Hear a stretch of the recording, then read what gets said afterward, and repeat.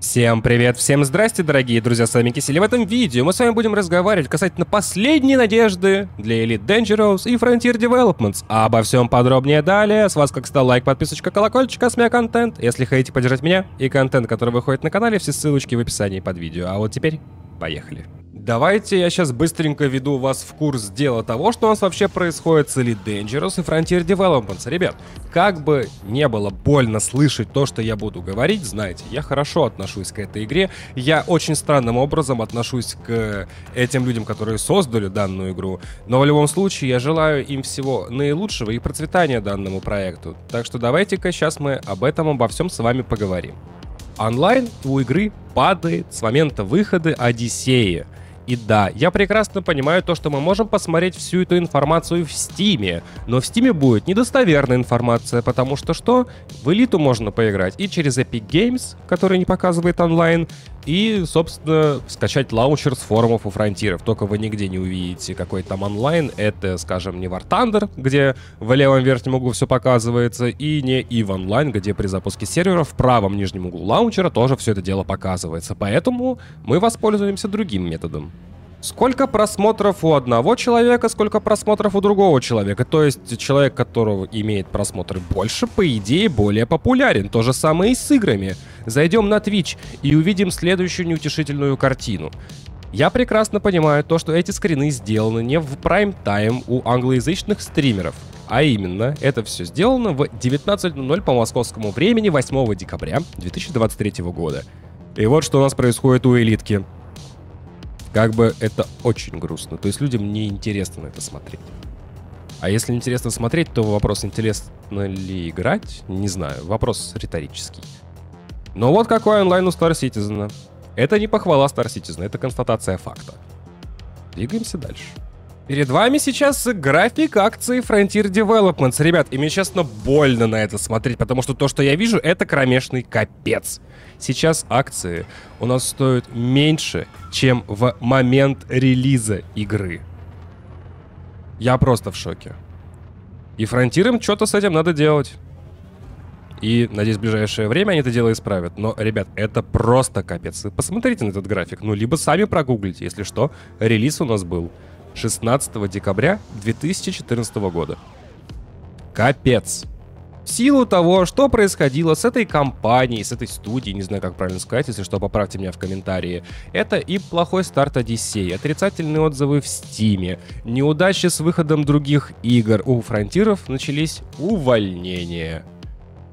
И, насколько вы помните, раньше у нас CS-ки были каждую неделю, новости Галнета были чаще, сюжет двигался быстрее, комьюнити менеджеров было больше, а недавно даже Салли ушла у нас. И остался только Артур, который ел бумагу на стриме.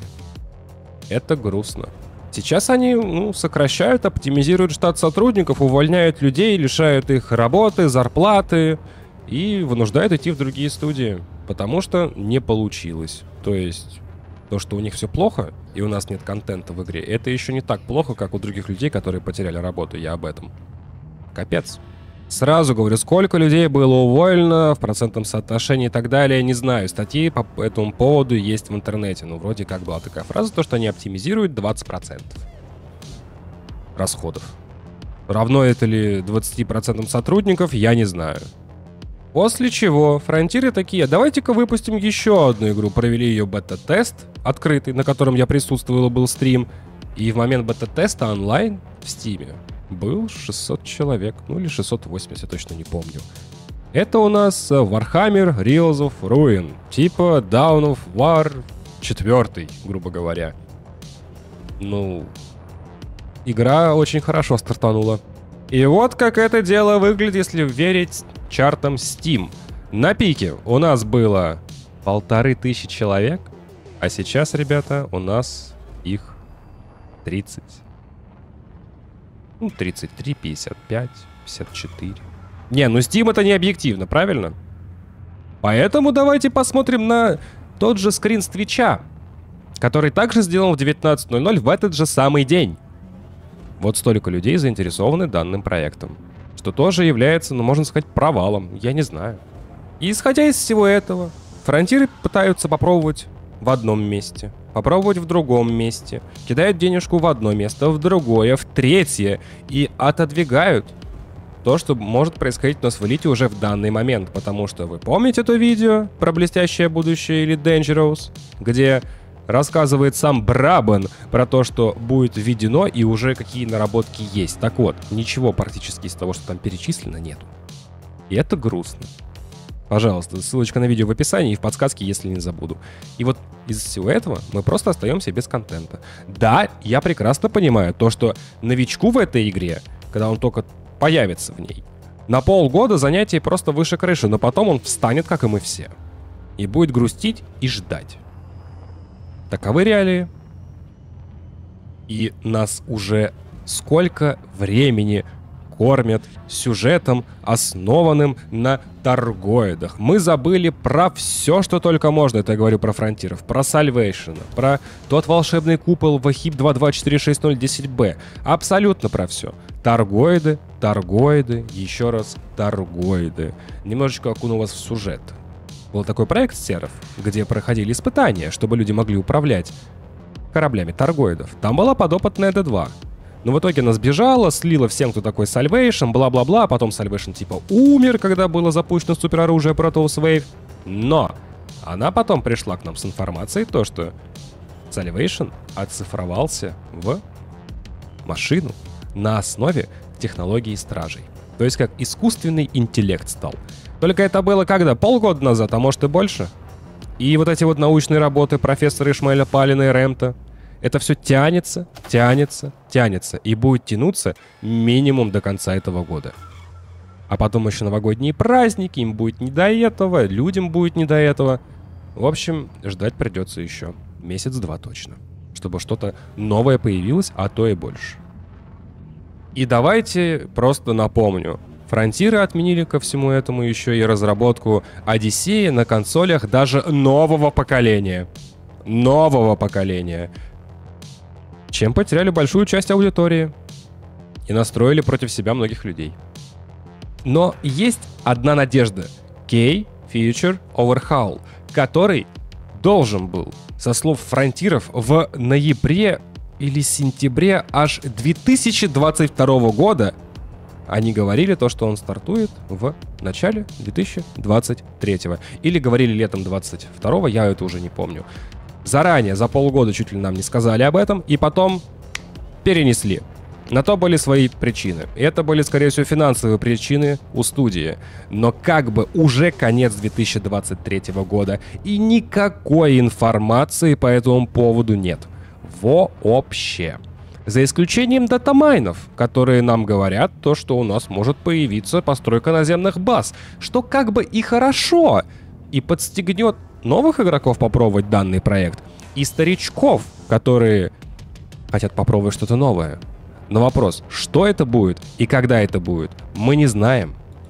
Если раньше фронтиры очень часто вели стримы, общались с аудиторией, пусть даже смотрели эти чертовы окраски и вот все вот это вот бесполезная болтовня, ничего особо конкретного по поводу, не знаю, плана развития игры, карта развития на какой-то там последующий год, как сделал Star Citizen.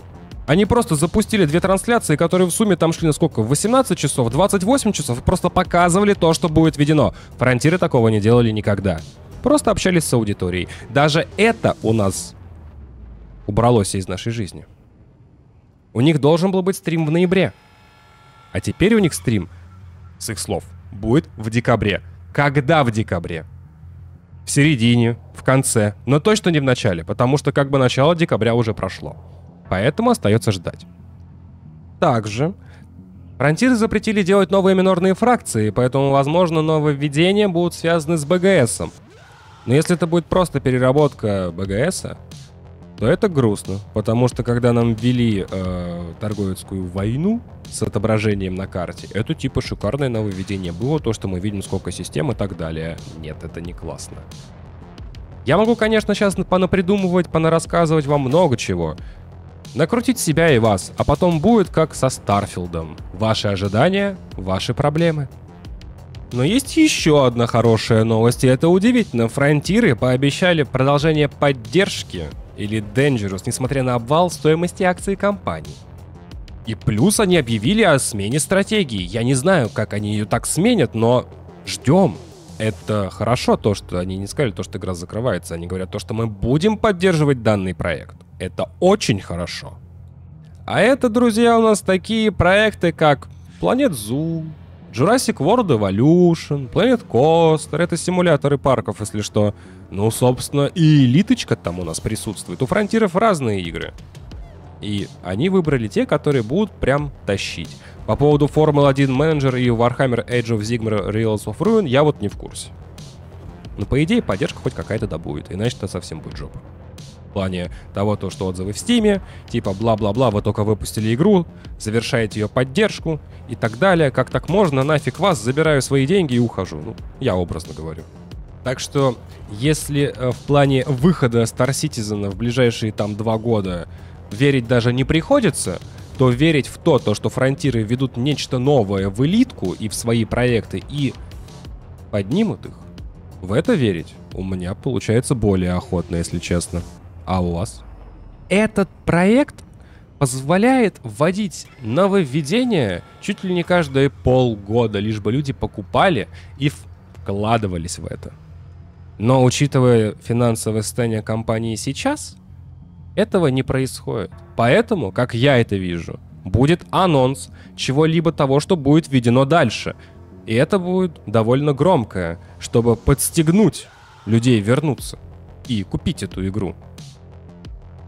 Да, я понимаю, то, что покупать игру до того, как вот вышло то, что наобещали разработчики, это такое себе, но Star Citizen собрал уже почти 650 миллионов долларов.